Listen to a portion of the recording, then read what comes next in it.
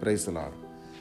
தேவனே என்னை ரட்சியும், வெள்ளங்கள் என் ஆத்மா மட்டும் பெருகி வருகிறது என்று தாவீதின் வார்த்தையில் சங்கீதம் 69 இருக்குது. இந்த சங்கீதத்தை போட்டிருக்குது சொஷானீம் வாத்தியத்தில் வாசிக்க ராகத்தலைவனுக்கு ஒப்புவிக்கப்பட்ட தாவீதின் சங்கீதம். சொஷானீங்கிற வார்த்தைக்கு லேலி புஷ்பம் அப்படின்னு சொல்லி போட்டிருக்கிறாங்க ஒரு மொழிபெயர்ப்பில். இந்த சங்கீதம் ஒரு லேமண்டேஷனாக, ஒரு மிகுந்த ஒரு வேதனையுள்ள ஒரு நேரத்தில் பாடக்கூடிய ஒரு சங்கீதமாக, தேவனை நோக்கி தன் துன்பத்திலிருந்து தேவன் தன்னை மீட்டெடுக்கும்படியாக தாவீது பாடக்கூடிய ஒரு சங்கீதமாக இருக்குது. உபத்திரவ நாளில் கர்த்தரை நோக்கி கூவி அழைக்கக்கூடிய ஒரு பக்தனுக்கு தேவன் எவ்வாறு செவி சாய்க்கிறார் என்பதையே நம்ம இந்த சங்கீதத்தில் கற்றுக்கொள்கிறோம். இதில் என்ன விஷயம்னா, தாவீது தன்னுடைய துக்கத்தின் உச்சியில் இதை பாடுகிற பொழுதெல்லாம் அவருடைய வார்த்தை வரிகள் ஆண்டவராகிய இயேசு கிறிஸ்துவை குறித்த ஒரு தீர்க்க தரிசனம் போல இருக்குது. அநேக இடங்களில் அவர் சொல்லக்கூடிய வார்த்தை புதிய ஏற்பாட்டில் இடம்பெற்றிருக்குது. ஆண்டவராகிய இயேசு கிறிஸ்து அந்த வார்த்தைகளை சொல்லுவதாகவும் வருகிறது. அது எந்தெந்த இடங்கள் அப்படிங்கிறத இன்றைக்கி நம்ம சேர்ந்து பார்த்து தியானிப்போம். வாசிக்க தொடங்கலாம். 1ஆம் வசனத்திலிருந்து, தேவனே என்னை ரட்சியும், வெள்ளங்கள் என் ஆத்துமா மட்டும் பெருகி வருகிறது. ஆழமான உலையில் அமிழ்ந்திருக்கிறேன், நிற்க நிலையில்லை, நிலையாத ஜலத்தில் ஆழ்ந்திருக்கிறேன். வெள்ளங்கள் என் மேல் புரண்டு போகிறது. நான் கூப்பிடுகிறதினால் இளைத்தேன், என் தொண்டை வறண்டு போயிற்று. என் தேவனுக்கு நான் காத்திருக்கையால் என் கண்கள் பூத்து போயிற்று. நிமித்தமில்லாமல் என்னை பகைக்கிறவர்கள் என் தலைமயிரிலும் அதிகமாயிருக்கிறார்கள். வீணாக எனக்கு சத்துருக்களாகி என்னை சங்கரிக்க வேண்டுமென்றிருக்கிறவர்கள் பலத்திருக்கிறார்கள். நான் எடுத்துக்கொள்ளாததை நான் கொடுக்க வேண்டியதாயிற்று. இந்த 4 வரிகளை முதல்ல தியானிப்போம். இதில் பார்த்தீங்கன்னா, வெள்ளம் புரண்டு வருது, என் ஆத்துமா மட்டும் பெருகி வந்து விட்டது. ஸோ வெள்ளம் என்கிற ஒரு வார்த்தை எல்லையில்லாத துன்பம் நெருக்கி ஏவுகிற பொழுது என்கிறதாக நம்ம அதை புரிந்து கொள்கிறோம். என்னுடைய ஆத்துமா மட்டும் என்று சொன்னால் பிராண சேதம் வரக்கூடிய அளவுக்கு ஆபத்தான ஒரு சூழ்நிலை எனக்கு வந்திருக்குது. அநேகம் தரம் தாவீது மரணத்துக்கு பக்கத்தில் இருந்தார். ஏன்னா அத்தனை முறை அவருடைய பகைவர்கள், சவுலாக இருக்கட்டும், மற்ற பகைவர்கள் அவரை துரத்தினது, அப்படிப்பட்ட அவருடைய சொந்த மகனாலே கூட அவர் ஓடிப்போன ஒரு காரியம், இப்படி பல சூழ்நிலைகளில் தாவீது இருந்திருக்கிறாரு. ஸோ இந்த வார்த்தைகள் நம்மளால் புரிந்து கொள்ள முடியுது. உளையாத அல்லது ஆழமான உலையில் அமிழ்ந்திருக்கிறேன், நிற்க நிலையில்லை. இதில் அந்த உலை என்கிற வார்த்தை பார்த்திங்கன்னா, இது சகதி அல்லது ஒரு இந்த சதுப்பு நிலம் என்று சொல்கிறாங்க இல்லையா, அதில் காலை வைத்த ஆழமாக அது உள்ளேயே போய்விடும். அந்த மாதிரி இருக்கக்கூடிய ஒரு இடத்துல நான் நின்று கொண்டிருக்கிறேன். எனக்கு பார்த்திங்கன்னா வெள்ளங்கள் என் மேல் புரண்டு போகுது என்று சொல்கிறார்.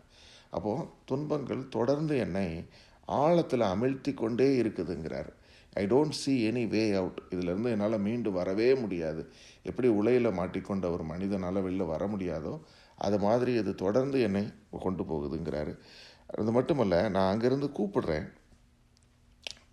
தொண்டை வறண்டு போகுது. நான் தேவனுக்காக காத்திருந்து என்னுடைய கண்கள் பூத்து போகுது. இப்போது நான் துன்பத்தின் வேளையில் இருக்கும்போது தேவன் கண்டும் காணாதவர் போல இருக்கிறாரோ என்று சொல்லி கூட அவர் யோசித்திருக்கக்கூடும். அந்த நேரத்தில் அவர் சொல்கிறாரு, இப்படி இருக்கிற ஆண்டவரே என்னை நோக்கி பாருங்க என்று கேட்கிறாரு. அப்புறம் சொல்கிறாரு, நிமித்தமில்லாமல் என்னை பகைக்கிறவர்கள். இது நிமித்தமில்லாமல் என்று சொன்னால் முகாந்திரம் இல்லாமல் என்னை பகைக்கிறவர்கள் என்னுடைய தலைமுடியை விடவும் அதிகமாக இருக்கிறாங்க. நான் எதுவுமே செய்யலை, ஆனால் எனக்கு சத்துருக்கள் ஆயிட்டாங்க. அப்படி இருக்கிறவங்க என்னை சங்கரிக்க வேண்டும் என்று சொல்லி இருக்கிறாங்க, அவங்க பலத்து போய் இருக்கிறாங்கங்கிறாரு. அதனால் நான் என்ன செய்ய வேண்டியதாக இருக்குது, நான் எதை எடுத்துக்கொள்ளலையோ அதை நான் கொடுக்க வேண்டியதாக இருக்குதுங்கிறாரு. அதுக்கு என்ன அர்த்தம்னா, நான் அன்லாஃபுல்லாக ராங்காக யாருக்கிட்ட இருந்தும் நான் எதையும் எடுத்துக்கலை, ஆனால் அப்படி எடுத்துக்காததை நான் கொடுக்கும்படியாக இருக்குதுங்கிறார். அப்போது இது ஒரு அநீதியான ஒரு காரியமாகத்தான் காணப்படுது. ஏன்னா இவர் எந்த தப்பும் பண்ணலை, ஆனால் இவரை பாய்க்கிறாங்க. முகாந்திரம் இல்லாமல், அதே நேரத்தில் இவர் எடுத்துக்கொள்ளாத ஒன்றை இவர்கிட்ட இருந்து எடுத்துக்கொள்ள ட்ரை பண்ணுறாங்க அப்படின்னு சொல்லி அவர் தன்னுடைய துன்பத்தை குறித்து தேவனிடத்தில் பாடுகிறார். இப்படி பாடின இந்த பாடல் வரிகளுக்கு ஒத்ததாக நம்ம யோவானில் ஆண்டவராகிய இயேசு கிறிஸ்து சொன்ன வார்த்தைகளை நம்ம தியானித்துட்டு இந்த வரிகள் மூலம் நம்ம என்ன கற்றுக்கொள்ளலாங்கிறத பார்ப்போம். இயேசுப்பா சொல்கிறாரு, யோவான் 15:24-25, வேறொருவரும் செய்யாத கிரியைகளை நான் அவர்களுக்குள்ளே செய்யாதிருந்தேனானால் அவர்களுக்கு பாவமிராது. இப்பொழுது அவர்கள் என்னையும் என் பிதாவையும் கண்டும் பகைத்தும் இருக்கிறார்கள்.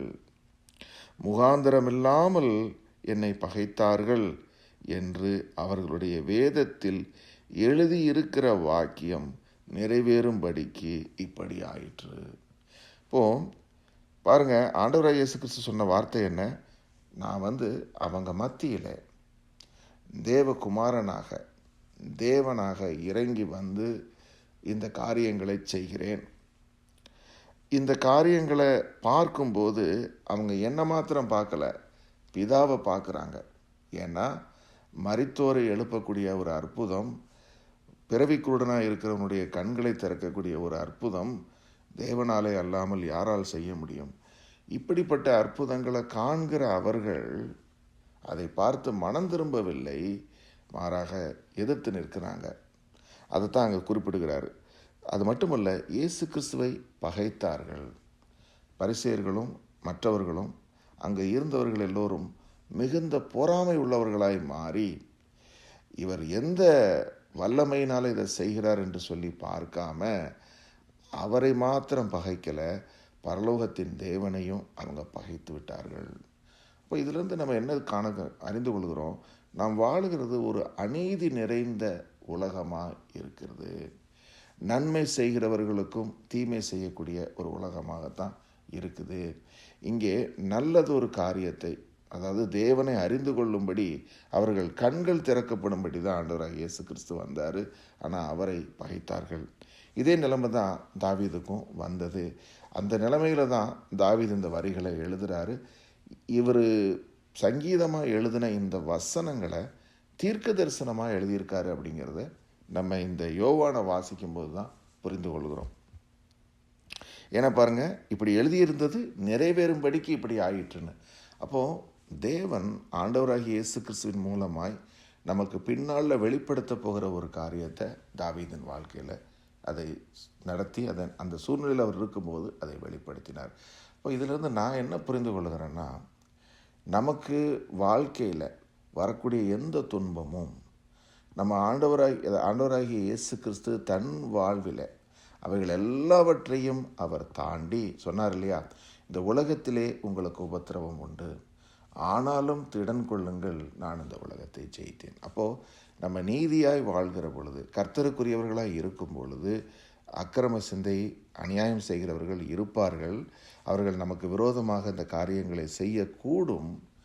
ஆனாலும் நீங்கள் திடன் கொள்ளுங்கள், உங்கள் தலைமுடியிலெல்லாம் எண்ணப்பட்டிருக்கிறதுன்னு கர்த்தர் சொன்ன அந்த வார்த்தையை நம்ம நினைவு கூறுகிறோம். ஸோ இதிலிருந்து நம்ம பார்க்க முடிகிறது. அடுத்து 5ஆம் வசனம், தேவனே, நீர் என் புத்தியினத்தை அறிந்திருக்கிறீர், என் குற்றங்கள் உமக்கு மறைந்திருக்கவில்லை. சேனைகளின் கர்த்தராகிய ஆண்டவரே, உமக்காக காத்திருக்கிறவர்கள் என் நிமித்தம் வெட்கப்பட்டு போகாதிருப்பார்களாக. இஸ்ரவேலின் தேவனே, உம்மை தேடுகிறவர்கள் என் நிமித்தம் நாணமடையாதிருப்பார்களாக. இந்த இடத்துல தாவீது தன்னுடைய புத்தியினத்தை குறித்து சொல்கிறார். பாவத்தை அறிக்கை செய்ய வேண்டும் என்கிற ஒரு நீதியை நம்ம தாவீது வாழ்க்கையில் சங்கீதம் முழுவதும் பார்க்குறோம். நான் அது குற்றத்தை மறைக்காமல் நான் வெளிப்படுத்தினேன் என்று சொல்லுவார். அப்போது இந்த இடத்துலையும் அவர் சொல்லக்கூடியது என்ன? புத்தியீனமாய் நான் செய்த காரியங்கள். நீங்களும் நானும் நம்முடைய வாழ்க்கையில் செய்யக்கூடிய காரியங்கள் எத்தனையோ முறை நம்ம தவறுகிறோம். அதை எந்த அளவுக்கு நம்ம அறிக்கை செய்கிறோம் என்பதை நம்ம பார்க்க வேண்டும். தாவீது அறிக்கை செய்கிறாரு. அறிக்கை செஞ்சுட்டுன்னு சொல்கிறாரு, என்னுடைய புத்தி இனத்தினால மற்றவங்க கெட்டு போயிடக்கூடாது. அடுத்த வசனம் பாருங்கள், சொல்கிறாரு, என் நிமித்தம் உமக்காக காத்திருக்கிறவர்கள் வெட்கப்பட்டு போயிடக்கூடாது. காரணம் என்ன? என் வாழ்க்கையில் நான் ஏதாவது மதியீனமாக ஒரு காரியத்தை செய்து அதனால் மற்றவர்களுக்கு ஒரு இடரெல்லாம் நான் மாறிவிடக்கூடாது. ஆமாம், அவர் தப்பு பண்ணார்ல, அதனால் நானும் அதை பண்ணுறேன் அப்படின்னு என்னை பார்த்து இன்னொருத்தவங்க ஃபாலோ பண்ணி போயிடக்கூடாது அப்படின்னு சொல்கிறாரு. அதே நேரத்தில் உம்மை தேடக்கூடிய உம்முடைய ஜனங்கள் நாணப்பட்டு போய்விடக்கூடாது என்றும் சொல்கிறாரு. 7ஆம் வசனம். அப்போ இது நமக்கு ஒரு அறிவுறுத்தக்கூடிய ஒரு காரியம். இப்போ நீங்களும் நானும் we are trying our best by walking in the Holy Spirit. தேவ ஆவியிலே நம்ம வழி நடத்தப்படவும் ஆவியில் நடக்கவும் நம்ம தொடர்ந்து முயற்சி செய்கிறோம்.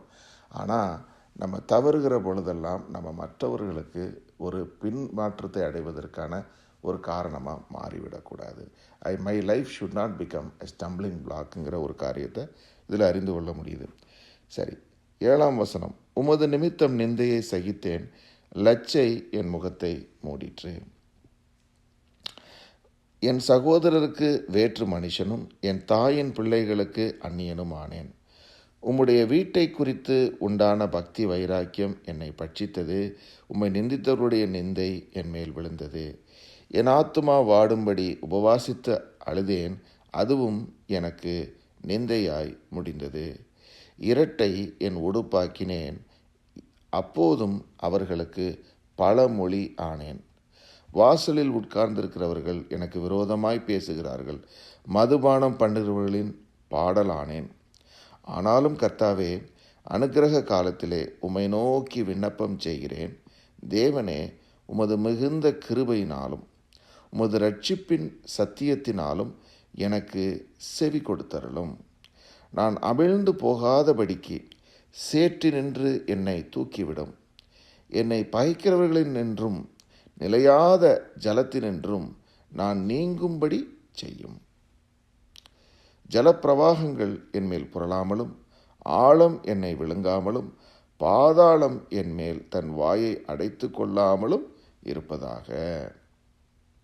கர்த்தாவே, என் விண்ணப்பத்தை கேட்டருளும். உம்முடைய தயை நலமாயிருக்கிறது. உமது உருக்கமான இரக்கங்களின்படி என்னை கடாய்ச்சி தருளும். உமது முகத்தை உமது அடியேனுக்கு மறையாதையும். நான் வியாகுலப்படுகிறேன், எனக்கு தீவிரமாய் செவி கொடுத்தருளும்.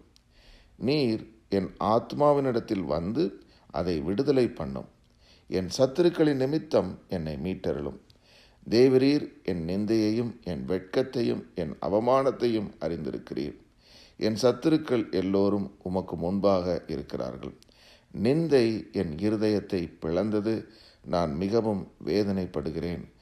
எனக்காக பரிதவிக்கிறவன் உண்டோ என்று காத்திருந்தேன், ஒருவனும் இல்லை. தேற்றிருவளுக்காக காத்திருந்தேன், ஒருவனையும் காணேன். அடுத்து வரக்கூடிய வரிகளில் தாவீது தன்னுடைய தாயின் பிள்ளைகள், தன்னுடைய சகோதரர்களுக்கும் கூட நான் அந்நியமானவனாக போயிட்டேங்கிறாரு. அடுத்தது, கர்த்தருடைய வீட்டை குறித்த பக்தி வைராக்கியம் என்னை பட்சித்தது என்று சொல்கிறாரு. உம்மை நிந்திக்கிறவருடைய நிந்தை என் மேலே விழுந்தது என்றும், நான் உபவாசித்து நான் ஆத்துமா வாடும்படி நான் அழுதேன், அதுவும் கூட எனக்கு நிந்தையாக முடிந்தது அப்படிங்கிறார். அது மட்டுமல்ல, என்னை நிந்திக்கிறவர்களுக்கு நான் ஒரு பழமொழியை போல ஆகிட்டேன். இதெல்லாம் வாசிக்கும்போது நம்ம ஆண்டவராகிய இயேசு கிறிஸ்துவின் பாடுகளை இது நமக்கு நினைப்பூட்டுது. ஏன்னா ஆண்டவராகிய இயேசு கிறிஸ்துவின் சகோதரர்களும் அவரை ஏற்றுக்கொள்ளவில்லை. யோவான் 7:5 வாசிக்கிறோம். அவருடைய சகோதரரும் அவரை விசுவசியாதபடியினால் அப்படி சொன்னார்கள். அந்த கூடார பண்டிகைக்கு அவர் போகவில்லை. அந்த நேரத்தில் அவர் சகோதரர்கள் என்ன சொன்னாங்க? பிரபலமாக இருக்க விரும்புகிறவன் இப்படிப்பட்ட காரியத்தை எல்லோரும் பார்க்கும்படியாக தான் செய்வான், அதனால் நீங்கள் போங்க அப்படின்னு சொன்னாங்க. காரணம் என்ன? அவங்களும் தன்னுடைய பிரதர் என்ன செய்கிறாரு, ஏதோ பாப்புலர் ஆகிறதுக்காக இது செய்கிறாருன்னு நினச்சாங்களே தவிர அவர் தேவ ஆவியினால் செய்கிறாருன்னு அவங்க புரிந்து கொள்ளலை. ஸோ அப்போ சகோதரர்களுக்கு வேற்று மனிதன் ஆனேன் என்ற வார்த்தையை புரிந்து கொள்ள முடியுது. அதே மாதிரி தேவாலயத்தை அவங்க வியாபார கூடமாக மாற்றினவர்களை பார்த்து இயேசு கிறிஸ்து இந்த வார்த்தைகளை சொன்னார். யோவான் 2:7, அப்பொழுது உம்மை வீட்டை குறித்து உண்டான பக்தி வைராக்கியம் என்னை பட்சித்தது என்று எழுதியிருக்கிறதை அவருடைய சீஷர்கள் நினைவு கூர்ந்தாங்க. ஏன்னா தேவன் இதை செய்தார், தன்னுடைய வீட்டுக்குள்ளே இந்த மாதிரி வியாபாரத்தலமாக மாக்கினவங்களை அடித்து விரட்டினார் என்பதை சீஷர்கள் பின்னால் தாவீதின் வரிகளை கொண்டு உணர்ந்து கொள்கிறாங்க. பாருங்கள் இதே வார்த்தை.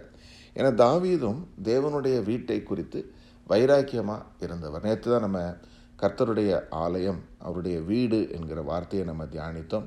கர்த்தருக்கு ஒரு ஆலயம் கட்ட வேண்டும் என்று சொல்லி தாவீது மிகுந்த வைராக்கியம் உள்ளவராக இருந்தார் என்பதையும் நம்ம பார்க்குறோம்.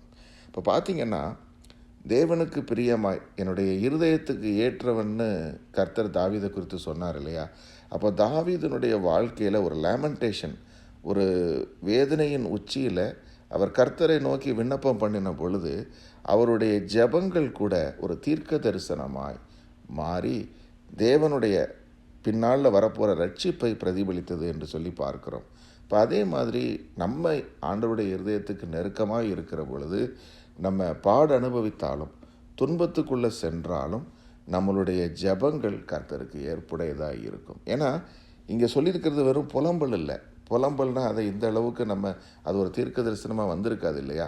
ஏன்னா நம்ம துன்பப்படும் போது என்னெல்லாமோ சொல்லி புலம்புவோம். ஆனால் அப்படிப்பட்ட புலம்பல் இல்லை. இவருடைய அந்த சூழ்நிலையின் நிமித்தம் கர்த்தரை நோக்கி விண்ணப்பம் பண்ணுகிறாரு, கர்த்தரை நோக்கி தன் வேதனையை தெரியப்படுத்துகிறாரு. அதில் எல்லாமே நீதி இருப்பதை பார்க்குறோம். அதை கர்த்தர் ஏற்றுக்கொள்ளுகிறார். ஏன்னா கடைசியில் அதை சொல்லும்போது சொல்கிறாரு, ஆண்டவரே நீங்கள் என்னை இந்த சேற்றிலிருந்து என்னை தூக்கிவிடும் என்று 14ஆம் வசனத்தில் சொல்கிறார். நான் அமிழ்ந்து போகாதபடிக்கு என்னை தூக்கிவிடும். ஏன்னா நம்பிக்கை இருக்கிறதுனால தான் அதை சொல்கிறார். ஒரு புலம்பி எனக்கு இனிமேல் அவ்வளோதான் முடிஞ்சு போச்சுன்னு அவர் நினைக்கல. இதெல்லாம் சொல்கிறவர் இந்த வார்த்தைகளை சொல்லி, ஜலப்பிரவாகங்கள் என்மேல் புரளாமலும் ஆழம் என்னை விழுங்காமலும் பாதாளம் என்மேல் தன் வாயை அடைத்து கொள்ளாமலும் இருப்பதாக என்று சொல்கிறாரு. கர்த்தர் என்னை கடாய்ச்சிப்பார். எதன் நிமித்தம்? என் நீதியின் நிமித்தம் அல்ல, உமது உருக்கமான இரக்கங்களின்படி என்னை கடாய்ச்சி தரலாம். இதுதான் உண்மையான புரிந்து கொள்ளுதல். ஏன்னா தேவனிடத்தில் விண்ணப்பம் பண்ணக்கூடிய ஒவ்வொரு கர்த்தருடைய பிள்ளையும் தேவனுடைய இரக்கங்களின் முன்னிட்டும் அவருடைய கிருபையின் நிமித்தமும் தான் நம்ம ரட்சிக்கப்பட முடியும் என்பதை அறிந்தவர்களாக இருக்கிறோம். நம்மளுடைய நீதியை வைத்து அல்ல, நான் இதுக்கு முன்னாடி இதெல்லாம் செஞ்சேன் அதனால் என்ன இது பண்ணுங்க, அப்படி அல்ல. ஏன்னா நம்ம நம்ம அநேக காரியங்களில் தவறுகிறோம். நம்மளுடைய ஒவ்வொரு வழிகளும் கர்த்தருக்கு முன்பாக இருக்குது. அப்போ நம்ம எப்படி நம்மை நியாயப்படுத்த முடியும்? ஆகையினால தான் தாவீது வரிகளில் அழகாக சொல்கிறாரு, உம்முடைய இரக்கங்களின் முன் நிமித்தமாக என்னை கடாய்ச்சி தரலும் என்று சொல்கிறார். அடுத்தது, உமது முகத்தை உமது அடியேனுக்கு மறையாதையும், நான் வியாகுலப்படுகிறேன், தீவிரமாய் எனக்கு செவி கொடும் என்று சொல்கிறார். அதுக்கப்புறம் அவருடைய சத்துருக்கள் அவருக்கு பண்ணக்கூடிய காரியத்தை குறித்து சொல்லும்போது பாருங்கள், இதில் சொல்கிறாரு, நிந்தை என் இருதயத்தை பிளந்தது, நான் மிகவும் வேதனைப்படுகிறேன், எனக்காக பரிதவிக்கிறவன் உண்டோ என்று காத்திருந்தேன், ஒருவனும் இல்லை, தேற்றுருவளுக்காக காத்திருந்தேன், ஒருவனையும் காணோம். அந்த துன்பத்தில் இருக்கும்போது தனிமையை உணர்றாரு. இதே போல் மத்தேயு 26:56 வாசிக்கிறோம், ஆகிலும் தீர்க்கதரிசிகள் எழுதியிருக்கிற வசனங்கள் நிறைவேறும்படி இவைகள்லாம் சம்பவித்தது என்றார். அப்பொழுது சீஷர் எல்லோரும் அவரை விட்டு ஓடி போனார்கள். ஆண்டவர் சிலுவை பாடுகளுக்குள்ளே போகும் பொழுது அங்கே இருந்த அத்தனை பேருக்கு முன்னாடியும் என்ன சொல்கிறாரு, நீங்கள் யாரை தேடி வந்தீர்கள்? நசரேயனாகிய இயேசுவை, இதோ நான் இங்கே இருக்கிறேன், இவர்களை அனுப்பிவிடுங்கள் என்று சொல்லி சேஃபாக சீஷர்கள் எல்லாரையும் அனுப்பிவிட்டார். இப்போ அவர் தனிமையாக இருக்கிறாரு. அவருக்கு அங்கே ஆறுதல் சொல்ல யாரும் இல்லை. அவர் துன்ப பாதையில் போகும்போது ஒருத்தரும் அவரோடு கூட இல்லை என்பதையும் நம்ம இங்கே பார்க்குறோம். அடுத்தது 21ஆம் வசனம் பாருங்கள், என் ஆகாரத்தில் கசப்பு கலந்து கொடுத்தார்கள், என் தாகத்துக்கு காடியை குடிக்க கொடுத்தார்கள் என்கிற வார்த்தை அப்படியே துல்லியமாக மத்தேயு 27:34 நிறைவேறுது. கசப்பு கலந்த காடியை ஆண்டவராகிய இயேசு கிறிஸ்துவுக்கு குடிக்க கொடுத்தார்கள். அவர் அதை ருசி பார்த்து குடிக்க மனதில்லாதிருந்தார். ஏன்னா ஏற்கனவே அவர் மிகுந்த பாடு அனுபவித்து துன்பத்தில் இருக்கிறாரு. பசியும் தாகமும் மேல் நாவு மேல் நாடியோடு ஒட்டி கொண்டது என்று வாசிக்கிறோம். இந்த சூழ்நிலையில் தாகம் என்று அவர் கேட்கிற பொழுது தாகத்துக்கு தண்ணீரை கொடுக்காம அதை இன்னும் கஷ்டப்படுத்துகிற மாதிரி காடியை கொடுத்தாங்க. கசப்பான ஒரு காடியை கொண்டு வந்து கொடுத்தார்கள். ஸோ இதுதான் அந்த ஹைட்ஸ் ஆஃப் அந்த சிச்சுவேஷன். அதில் இருக்கும்போது நடந்த ஒரு காரியம், அதுவும் நிறைவேறுதலானதை பார்க்குறோம். அவர்களுக்கு பந்தி, ஸோ இதெல்லாம் அக்கிரமக்காரர்கள் செய்கிறாங்க. அப்போது என்னென்னா, நீதியாய் நடந்தார் தாவீது. அவருக்கும் வாழ்க்கையில் வந்த துன்பங்கள், ஆனால் கர்த்தர் மீட்டு ரட்சிப்பார் என்று காத்திருந்தார். அதே மாதிரி ஆண்டவராகிய இயேசு கிறிஸ்துவும் இந்த பாடுகளை எல்லாம் அனுபவித்தார், சகித்தார். எதன் நிமித்தம்? ஒரு நிர்பந்தத்தினாலேயா, வேறு வழி இல்லாமையா என்று சொன்னால் இல்லை. அவர் தனக்கு முன்பாக வைக்கப்பட்டிருந்த சந்தோஷத்தின் நிமித்தம் இந்த உபத்திரவங்களை சகித்தார் என்று பார்க்கிறோம். காரணம் என்ன?